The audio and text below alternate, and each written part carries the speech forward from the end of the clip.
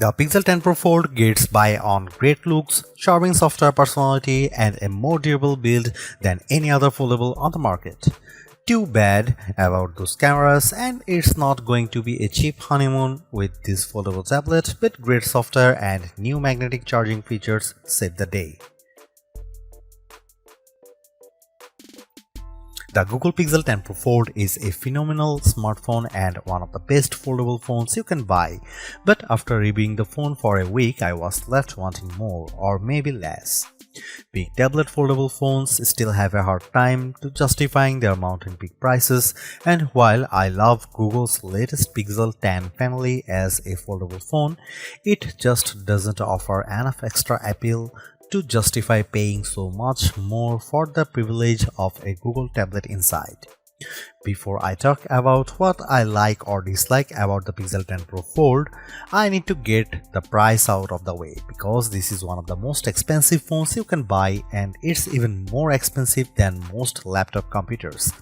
It gives you an outer display that is nearly the same as the display on the Pixel 10, but the new Pro Fold costs $1,799 US, which is $950 more than the Pixel 10 Pro.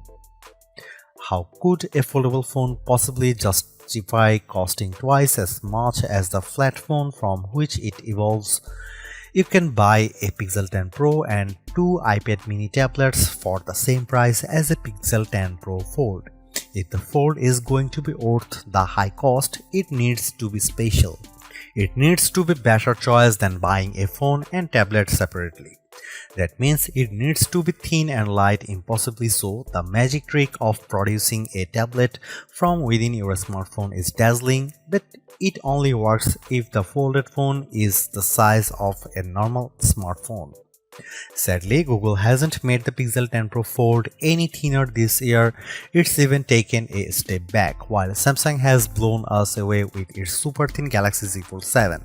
To be fair, the Pixel 9 Pro Fold was the thinnest phone you could buy when it launched in 2024, but this is the year for thin phones, and the new Pixel Pro Fold has been snacking between meals. A foldable phone also needs to do things that a flat phone cannot do. The Pixel 10 Pro Fold doesn't just have a bigger display inside, it also folds in the middle, so you can use the two sides of different functions. You can also use the inner and outer displays as simultaneously. I wish there were a lot more features that took advantage of a unique foldable design, but sadly Google hasn't added much excitement to the Fold over the past few years. Now when you open the camera on the big inner display and take a photo, you will see the pic you just took on the half of the screen with the camera app on the other half. Big deal? Hardly. There is nothing the Pixel 10 Pro Fold lacks, nothing missing that I loved on the Pixel 10 Pro. The flat Pixel Pro phone is one of the best you can buy, but without adding standout features that take advantage and justify the cost of the folding display, the Pixel 10 Pro Fold is much harder to recommend than its flat siblings. If you are settled on a foldable tablet, there are only two phones worth considering: the Pixel 10 Pro Fold and the Samsung Galaxy Z Fold 7. I have both of these phones, and the differences are more interesting than I imagined. The Galaxy Z Fold 7 is technically superior in many ways. It's faster and has much better cameras than the Pixel 10 Pro Fold, but Google has some distinct advantages that are firsts for a foldable of this size. Foremost is the IP68 rating, which means the phone won't be destroyed by dust and sand. I don't know how Google did it, but the new hinge is more tightly sealed than ever before, and that means you can take the Pixel 10 Pro Fold to more places than the Samsung Galaxy Z Fold 7. Google also includes its new PixelSnap magnetic charging on the Pixel 10 Pro Fold, which opens a world of accessories including charging stands, wallet cases, and magnetic tripods. That also means my Pro Fold fit neatly into my world of iPhone MagSafe charging and accessories. The Galaxy can't do that. Finally, my disappointment over the lack of big screen features aside, the Pixel 10 Pro Fold is much more attractive and comfortable to hold than other big foldable phones like the Galaxy Z Fold 7. It keeps most of the Pixel 10 family design a winning look that Google refined this year and offers more durability and better battery life instead of shaving off another millimeter. I would recommend the Pixel 10 Pro Fold over other foldable tablets like the Z Fold 7 because I like those priorities, durability and battery life, and because Google's version of Android remains the most polished and friendly on any phone, foldable or flat. Still, despite its advancements, the Pixel 10 Pro Fold struggles to justify the premium price for its unique form factor, making the more affordable and traditional Pixel 10 Pro a better choice for anyone who doesn't have money to burn.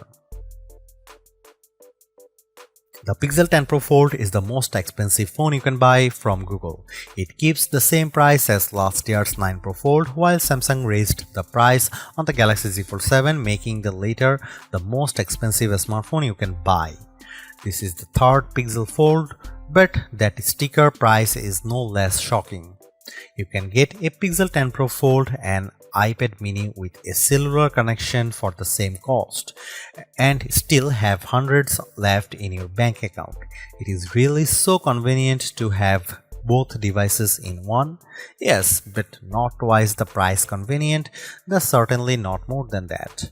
Of course, most people won't pay full price, and I'm seeing carrier deals that will drop the Pixel 10 Pro Fold to around $25 per month in the US if you sign a 3-year contract. Google is promising 7 years of Android OS updates and security patches, but I'm sure this phone will feel aged in 3 years considering the super thin new phones just hitting the market. We can't expect phone makers to come up with new designs every year, so I don't fault Google for making the Pixel 10 Pro Fold a more refined, more durable version of the Pixel 9 Pro Fold. Unfortunately, in the interim, the Galaxy Z Fold 7 arrived and redefined what I expect from a foldable tablet. A foldable tablet is the thinnest phone you can buy, at least when it's unfolded, but which foldable tablet is actually the thinnest?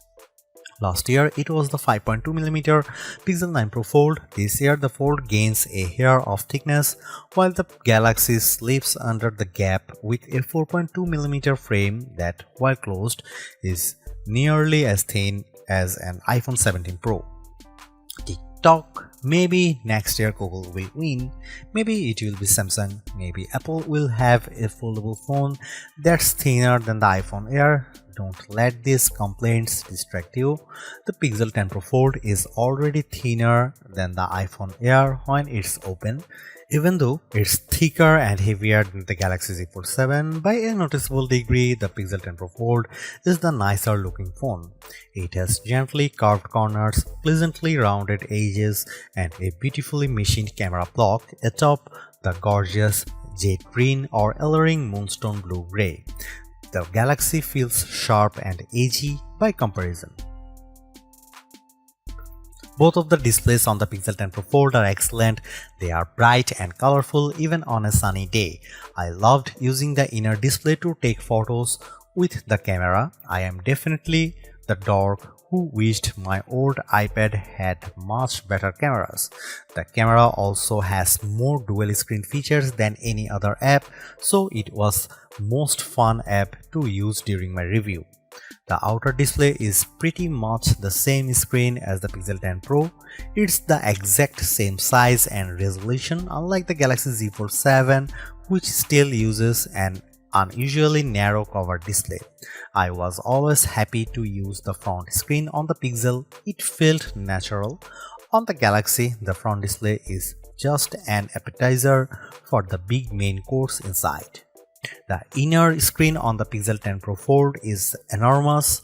I love using it for reading, and web pages get blown up so much bigger than on a normal flat phone that it's an entirely better experience. Then I open the crossword or doom scroll my socials writ large, and this foldable tablet wins me over.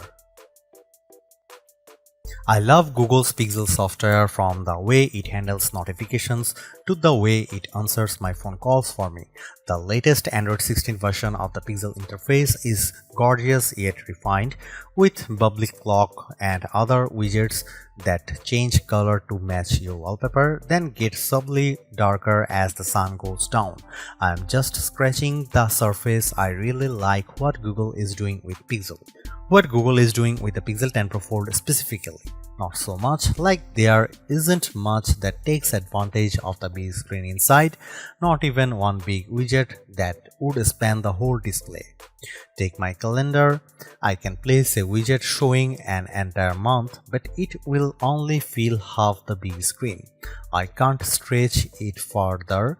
This is convenient when I close my phone and I only have half the area to work with, but I want a full screen widget or two. I'd also like to place a widget across the crease, but widgets lie on the other side of the other, never on the gap. I want a lot more features to make the Pixel 10 Pro Fold feel truly special, more than the sum of its parts. Otherwise, I'd recommend buying a Pixel 10 Pro and an iPad mini. You'd save money and you won't feel let down by either. Maybe I should count my blessings. The Pixel 10 Pro Fold is very buggy right now. I'm hoping future software updates fix these glitches, but I had trouble during my review time. The app taskbar at the bottom of the big display would occasionally persist and block my view of important app features. Google-owned Waze would sometimes stop showing me buttons or information, but only when I used it on the Pixel 10 Pro Fold. A few times my timer would go off, but when I asked Google to stop it, it would say on top of the alarm sound that I had no timers ringing or music playing. These are the minor inconveniences that are usually resolved in an update or two, but the first Pixel Fold had similar software glitch problems. You hate to see it. In the past, I might have been more forgiving of subpar image quality from a foldable phone, but Samsung had to destroy expectations by slapping its full-grown 200 megapixel sensor on the Galaxy Z Fold 7. So now I want my $1,800 phones to have a good camera. Is that so wrong? The Pixel 10 Pro Fold camera is fine, but it isn't very good. Google is using the same sensors as last year, and that's not necessarily a bad thing. Apple famously uses the same Sony sensors for years on its iPhone models, and with experience, its camera developers continually refine the images you get from those cameras. That's not the case with the Pixel 10 Pro Fold. What I like about the Pixel 10 Pro Fold, like the Pixel 9a, is that Google seems to be carefully tuning its cameras so they produce images that all look alike. A photo taken with the Pixel 10 Pro XL will have the same color balance and lighting as a photo taken with the Pro Fold. Zoom in close and you will see the problems. Google is applying a heavy dose of AI enhancements to its photos, so much so that I wonder if every photo from the camera shouldn't come made with AI content credentials. When you zoom in on photo, especially photos taken at night, it looks smoothed out and painted over. On the phone screen, images look clearer when taken with the Pixel Fold versus other foldable phones like the Galaxy Z Fold 7. When you zoom in, however, that clarity starts to look artificial. If you don't need the absolute best photos from your smartphone camera, the Pixel 10 Pro Fold has a fascinating new pixel feature that could make you a better all-around photographer. When you have your shot lined up, instead of pressing the shutter, press the camera coach button and Google will use its AI to analyze your photo and offer advice. I don't mean simple advice either, like use portrait mode. Rather, camera coach is an AI instructor. First, it gives you 3 or 4 suggested themes for your phones. Then, it takes you step by step through the shot. It highlights the right camera mode to select and it tells you where to move for the best angle. In the end, it really did help me take better photos. if I was willing to take the time to walk through the steps. Camera Coach is one of Google's newest and most advanced AI features. Sometimes it simply would not load, complaining of bad network problems, even though I had a few bars. Other times I just got a generic error. When it did work, Camera Coach was impressively astute and it produced interesting results. So I'm willing to be patient and hope this feature improves over the next few updates.